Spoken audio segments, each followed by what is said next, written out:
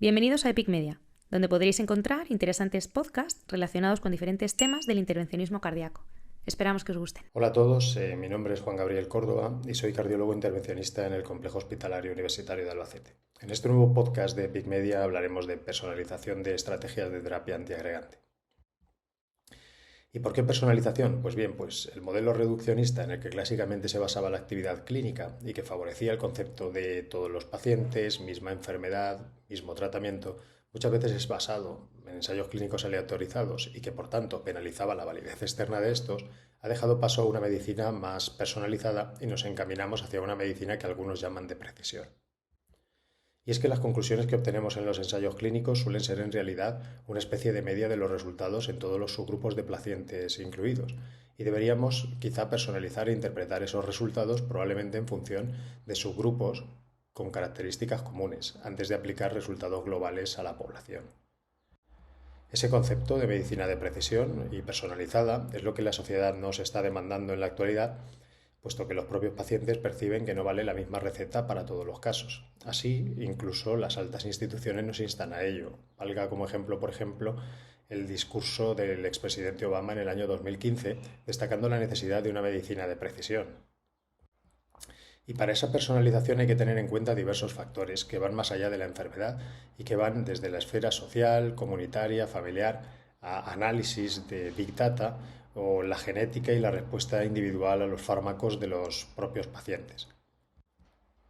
Este concepto de personalización es el que se trata en un estado del arte publicado recientemente en European Heart Journal por parte de dos expertos en terapia antiplaquetaria como son David Capodano y Dominic Angiolillo, en el que resumen la actualidad y las tendencias en el futuro para la terapia antiplaquetaria personalizada de pacientes con enfermedad coronaria, enfocándose fundamentalmente en aquellos pacientes con síndrome coronario agudo sometidos a intervencionismo coronario percutáneo. El objetivo del artículo, como describen los propios autores, es facilitar una toma de decisiones informada y personalizada en cada paciente. Los antiagregantes plaquetarios sabemos que son la base del tratamiento de la enfermedad coronaria y tanto en fase aguda como en prevención secundaria. Y bien, pues sabemos que en la actualidad el conocimiento sobre la forma de activación y amplificación de la señal de antiagregación plaquetaria es amplio. Sin embargo, en la práctica clínica habitual son solo dos tipos de fármacos los que utilizamos más ampliamente, bien sea de forma simple o de forma combinada.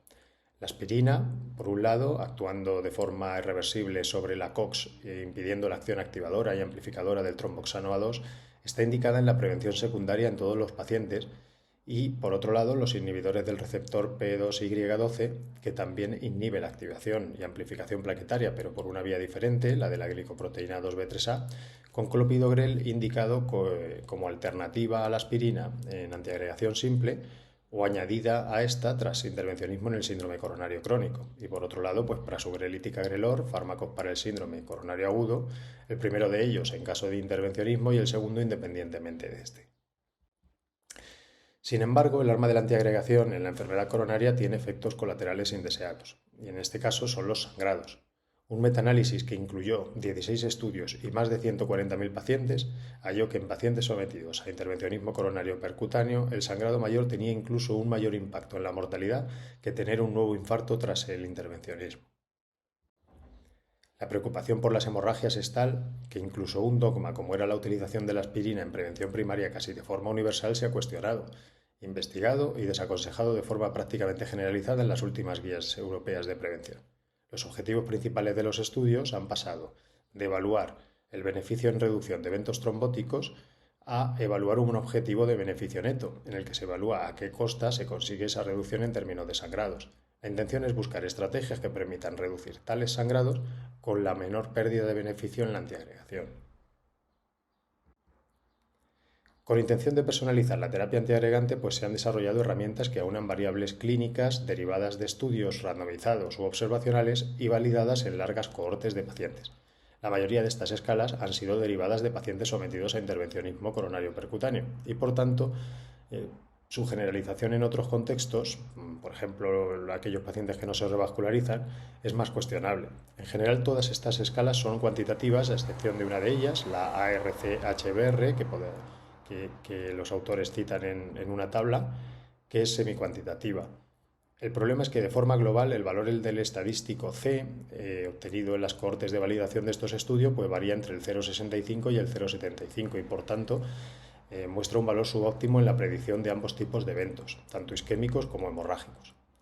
Es por ello y por otras limitaciones por las que las guías de práctica clínica europeas otorgan un bajo nivel de recomendación, una recomendación 2B, a su utilización pues, para guiar la terapia antiagregante.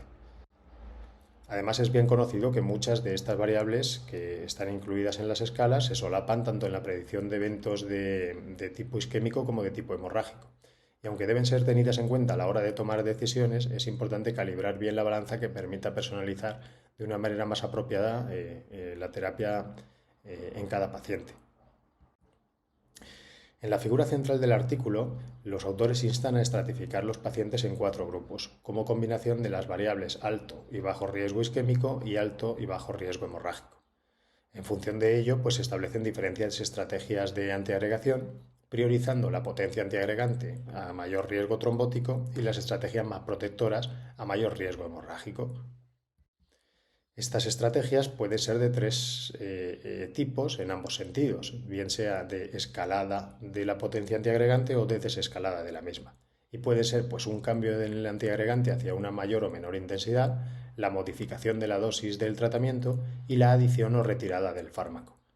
Y la decisión pues, se puede tomar de 2 formas, basada en el juicio clínico o basada en análisis rápidos de reactividad plaquetaria y polimorfismos genéticos que nos informan qué tal responderá un paciente individual a la terapia. En general, las recomendaciones de antiagregación en las guías de práctica clínica, como sabemos, varían según la forma de presentación de la enfermedad coronaria y suele priorizarse el riesgo hemorrágico del paciente para decidir la duración de la doble terapia antiplaquetaria.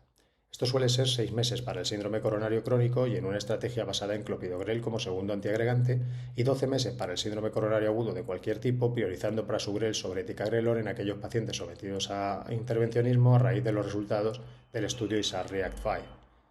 Una vez cumplido este tiempo, la antiagregación simple recomendada es con aspirina, pero cada vez hay más evidencia de los beneficios de antiagregación simple a largo plazo con un inhibidor P2Y12 en lugar de la aspirina. En las guías, además, instan a evaluar el riesgo hemorrágico en base a 2 de las escalas presentadas anteriormente, el PRECIS-DAT y el ARC-HBR. La estrategia de desescalada en las guías tiene una recomendación clase 2B y basada en un nivel de evidencia en base pues, a 3 ensayos clínicos, el TOPIC, el Tropical ACS y el Popular Genetics. Se especifica que la diana son pacientes subóptimos para terapia antiagregante potente, asumiendo por tanto que son aquellos pacientes con alto riesgo hemorrágico. Sin embargo, estos pacientes han sido infrarrepresentados en los ensayos en los que basan tal recomendación. De hecho, pues no existe recomendación en las últimas guías americanas de revascularización, por ejemplo, sobre desescalada. Además, en las guías se especifica que tal desescalada se puede realizar según juicio clínico o guiado por test de reactividad plaquetaria o genéticos en función del perfil de riesgo del paciente y también de la disponibilidad de estos test. En cuanto a las estrategias de modulación, la desescalada en pacientes con mayor riesgo hemorrágico es la que tiene una evidencia más amplia, aunque es verdad que sigue siendo una estrategia poco utilizada. El artículo resume tal evidencia en una amplia tabla. Cabe destacar que la mayoría de estos ensayos aleatorizó a pacientes que no habían presentado eventos trombóticos o hemorrágicos durante el periodo inicial de doble terapia antiplaquetaria y ello pues, pudo resultar en un potencial sesgo de selección y por tanto en una limitación en la generalización de los resultados respecto sobre todo a aquellos ensayos que aleatorizaron a los pacientes antes del intervencionismo. Una forma común de desescalada es el cambio a clopidogrel, estrategia estudiada en los ensayos TOPIC y TALOS, con reducción del NACE a 12 meses en ambos, a costa de una reducción de sangrados. La estrategia de reducción de la dosis, como la practicada en el ensayo Host-Reduce, en el que al mes del intervencionismo se reducía de prasugrel 10 miligramos a 5, también redujo el NACE. Y por último, la reducción de la duración de la antiagregación, que ha sido ampliamente estudiada, apoyada en el bajo riesgo de trombosis de stents actualmente utilizados. Han de tomarse muchas precauciones en esta última estrategia, puesto que la mayoría han sido estudios de un solo brazo comparados con series históricas y que han evaluado la no inferioridad con amplios márgenes de confianza, lo cual pues, puede limitar la generalización también de los resultados. Dentro de esta estrategia, una doble terapia antiplaquetaria corta, seguida del mantenimiento no de la aspirina, sino del inhibidor P2Y12, ha mostrado también buenos resultados. Las estrategias de escalada son menos utilizadas y por tanto pues han sido menos estudiadas previamente. El paciente tipo suele ser aquel con un riesgo isquémico alto por repetición de eventos, trombosis de stents o que va a ser sometido a intervencionismo complejo o de alto riesgo. El estudio Pegasus TB54 es el landmark trial de esta estrategia, en el que la prolongación de la doble terapia antiplaquetaria hasta 33 meses con aspirina y ticagrelor, pero reduciendo la dosis de este último a 60 miligramos cada 12 horas en pacientes con síndrome coronario agudo y alto riesgo isquémico, redujo de forma muy significativa los eventos adversos cardiovasculares. Otras estrategias de personalización de la antiagregación, basada en análisis genéticos o de función plaquetaria, pueden ser muy útiles en algunas situaciones. Una de ellas es el considerado fallo terapéutico por resistencia al fármaco, como ocurre en algunos pacientes que presentan recurrencia de eventos isquémicos a pesar de cumplir con el tratamiento de forma correcta. Los análisis de reactividad plaquetaria bajo tratamiento muestran utilidad en estos casos. Por otro lado, clopidogrel es un profármaco que precisa de una activación hepática en 2 pasos dependiente del sistema citocromo P450 y más concretamente de una enzima altamente polimórfica que puede ocasionar una alta variabilidad interindividual en la acción del fármaco. Los alelos que ocasionan pérdida de función pueden resultar en una actividad insuficiente y pérdida de la actividad antiagregante. Es por ello que el análisis mediante test rápidos de estas isoformas puede ayudarnos también a decidir sobre la utilización de este u otros inhibidores P2Y12 en determinados pacientes. Los estudios sobre pautas de antiagregación basados tanto en test de agregabilidad como en estudio genético se resumen en la tabla 5 del documento y al menos 2 metaanálisis, uno de ellos con 12 estudios y otro con 15, han mostrado beneficios en reducción de sangrados con reducción de dosis o cambios de tratamiento y reducción de eventos isquémicos con aumento de dosis y cambios de tratamiento, sin cambios en el extremo contrario. Los estudios más antiguos realizados para evaluar la utilidad de los test de reactividad plaquetaria no obtuvieron resultados alentadores, pero los más recientes, el Tropical ACS y el PATS-PCI, cumplieron el objetivo de no inferioridad de la desescalada y un objetivo de superioridad en la escalada, respectivamente. Por otro lado, la personalización de la antiagregación guiada por estudios rápidos genéticos ha tenido resultados dispares. El más amplio publicado hasta la fecha, el Taylor PCI, mostró reducción no significativa de MACE. ¿Y cómo ven los autores el futuro? Bueno, pues el reto de los antiagregantes pasará por ser igual de eficaces tanto en la prevención como en el tratamiento de los eventos isquémicos, a la vez que reduzcan de forma significativa las complicaciones hemorrágicas.